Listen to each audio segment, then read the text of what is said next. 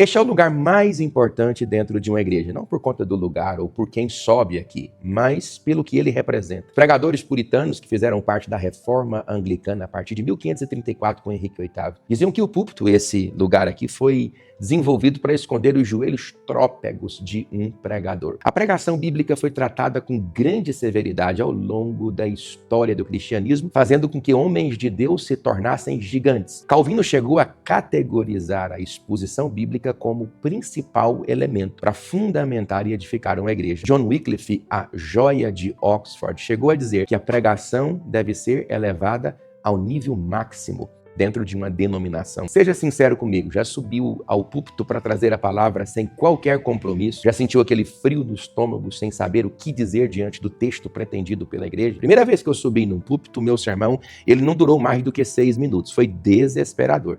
Tudo que eu enxergava era a porta, lá no fundo, e a vontade exorbitante de sair correndo pelos corredores da igreja e nunca mais voltar. Totalmente frustrado. E o pior não é isso, é que a gente frustra as pessoas que estão aguardando o alimento sólido da parte de Deus. Você que é pastor, professor, pregador itinerante, precisa compreender que a sua relação, a princípio, deve ser com o pasto. Eu confesso para você que, como pastor de igreja, eu tenho muito mais medo quem sobe no púlpito para pregar a palavra na igreja do que propriamente com quem se assenta aí em um dos bancos da igreja. O grande problema é que nós temos uma superficialidade exorbitante nos dias atuais. 54,68% de nós, pastores, nunca lemos a Bíblia completa pelo menos uma vez. Os dados são alarmantes. Apenas 7% do público que está aí, sentado na igreja, compreende de fato aquilo que Deus quer transmitir a partir da sua boca. Eu posso ser o maior problema desta igreja. Greenwich Wright Moody, que alcançou 1,5 milhão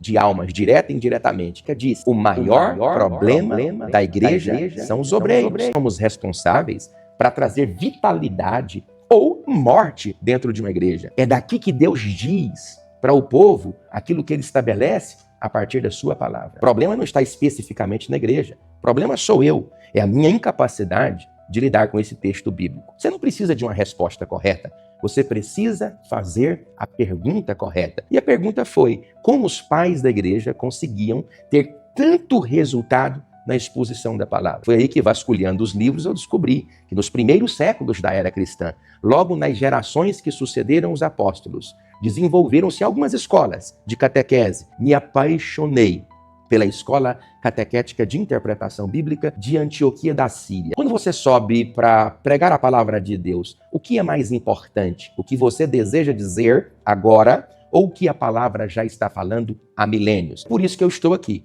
dentro da igreja, podendo ter gravado esse vídeo lá em casa, mas com o barulho dos carros, o assobio dos pássaros, eu vou transmitir para você aqui 8 regras de leitura bíblica que eu venho administrando desde então. Agora, se você é daquela turma que diz que a letra mata, que os discípulos eram analfabetos, então provavelmente eu não vou conseguir te ajudar. Eu tenho relatos de alunos que estão conosco, que reestruturaram de uma vez por todas a forma de ler e apresentar a palavra de Deus. Certa vez eu tive com um colega de ministério que atuava numa igreja com mais de 10 mil membros. Quase 400 ministros exerciam o ministério da pregação. E ele me disse que quase não tinha oportunidades para pregar. E eu disse: você acha que vai ter oportunidade para falar arranhando apenas a superfície do texto? Nós até temos vontade de dizer, mas não temos praticamente nada para falar. E quando falamos, acontece 2 coisas. Primeiro, a nossa própria frustração. E se for só isso, tudo bem. O problema é a frustração que a gente causa nas pessoas. Eu tenho dito que o pregador é igual a mulher de Provérbios, capítulo 31, a partir do versículo 10. Ele é como um navio mercante, de longe traz o pão. Quando as pessoas assentam para escutar um pregador convidado, ou o próprio pastor num culto de ensinamento bíblico, ou num culto dominical, gente, a igreja deseja que o pastor, abrindo a sua boca,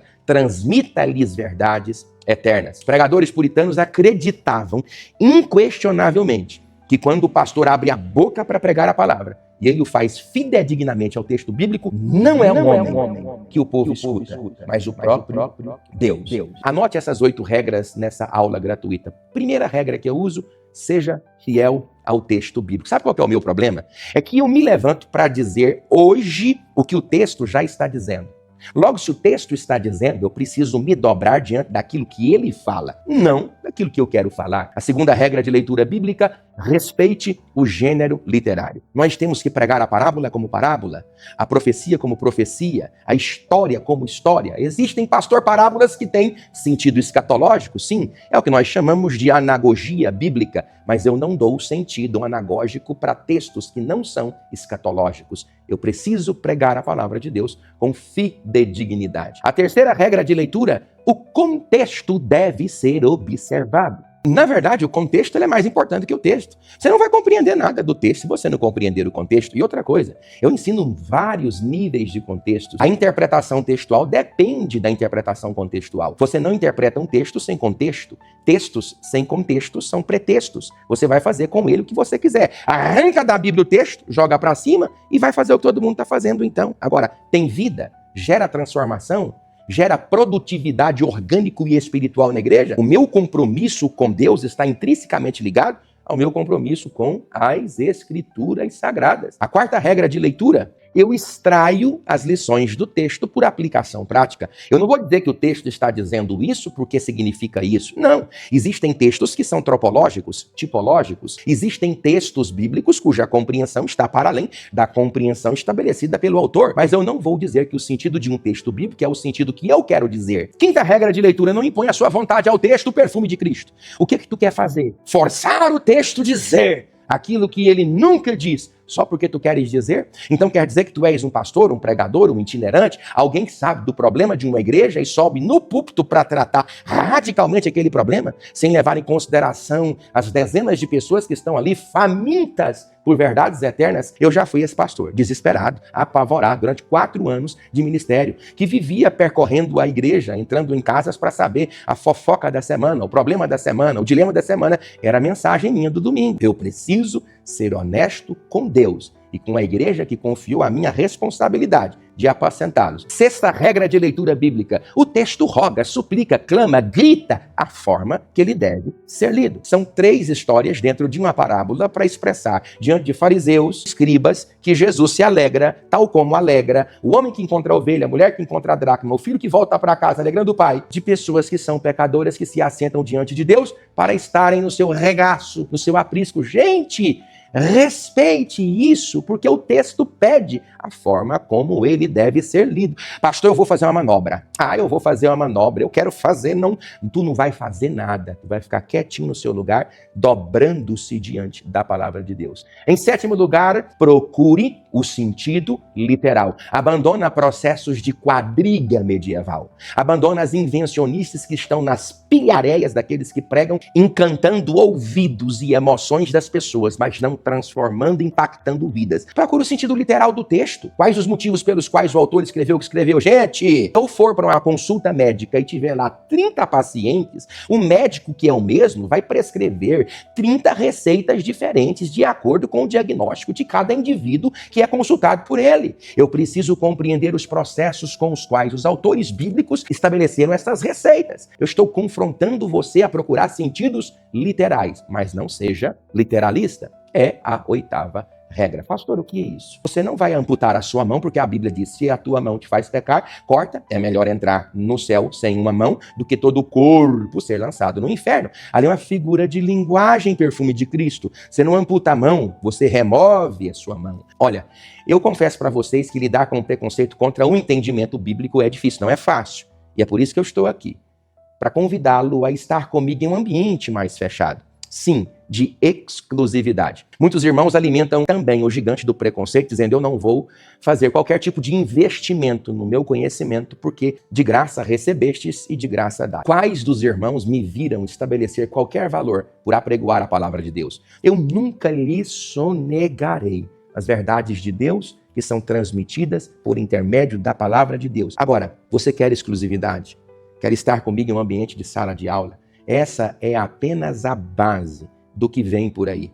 Eu desenvolvi um curso a pedido de muitos irmãos, para que eles pudessem aprender a ministrar a palavra comigo, a forma singela e honesta que eu lido com o texto bíblico. Um ambiente exclusivo para pessoas exclusivas, que são livres de qualquer tipo de preconceito. E olha, eu sei que isso não é fácil.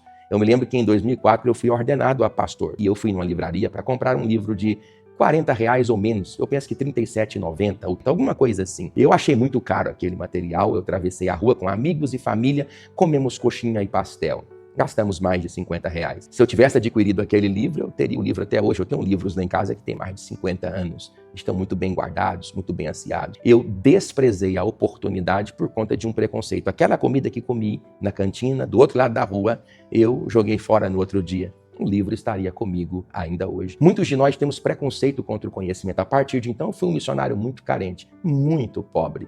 Mas eu nunca deixei de investir em meu ministério. Eu tenho pregadores que estudam comigo, que pregam nos maiores eventos do Brasil. Um deles me disse que vai rasgar os seus esboços e voltar a fazê-los com mais fidedignidade textual. No curso PTTE, pregando a mesma pregação temática textual expositivamente, eu tenho inicialmente um aulão.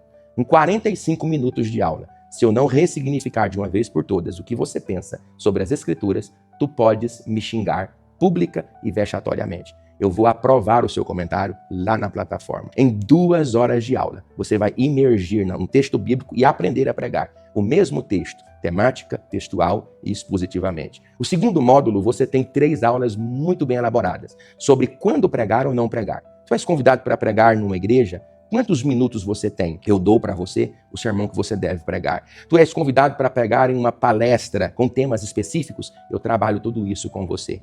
Quando pregar ou não pregar, a mensagem temática, textual e expositiva. O terceiro módulo é o xodó das pessoas, porque eu faço o meu próprio esboço me gravando e você aprende a fazer o seu sermão quando você me vê fazer o meu sermão. Tópico ao tópico, apagando o tópico, colocando o tópico. É divertido demais. Eu me gravo fazendo os meus próprios esboços. Enquanto você me vê fazer o meu esboço, você aprende a fazer o seu. É o módulo Fui Convidado para Pregar. E agora? O que fazer? E o quarto módulo é um módulo de bônus. Eu tenho uma aula ensinando você a ler o livro dos Salmos. Muitos irmãos não compreendem de fato e nem sabem ler os salmos bíblicos. Uma aula de tropologia bíblica e uma pregação na primeira carta de Paulo aos Tessalonicenses. E com ela, eu dou para você 30 esboços bíblicos editados, prontos, para que você me assista ministrar ao vivo aquilo que eu estabeleci no papel. Você pode pegar todo esse material e usá-lo como você quiser, para aprender e ressignificar de uma vez por todas aqueles que estão debaixo do seu cuidado pastoral, ou mesmo você que é convidado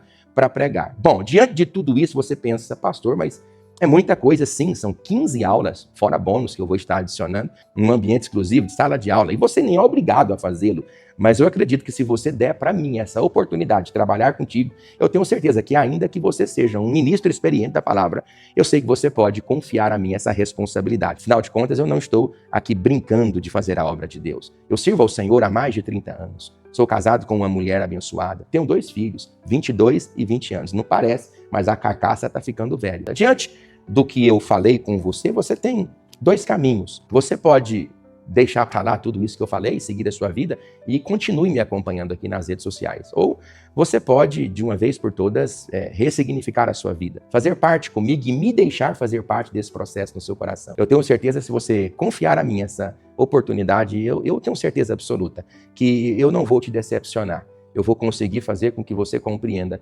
a palavra de Deus para além de qualquer compreensão que um dia você pensou adquirir. A extrema importância de uma igreja é trazer ao coração dela aquilo que Deus está falando. Está aparecendo agora a oportunidade de você estudar comigo. E se de fato você deseja ingressar-se nessa escola, eu tenho certeza que a sua vida de entendimento bíblico nunca mais será a mesma. Gente, aproveite agora mesmo, faça a sua inscrição. PTTE, Pregando com o Pastor Presley. O mesmo texto, temática, textual e expositivamente. Deus te abençoe.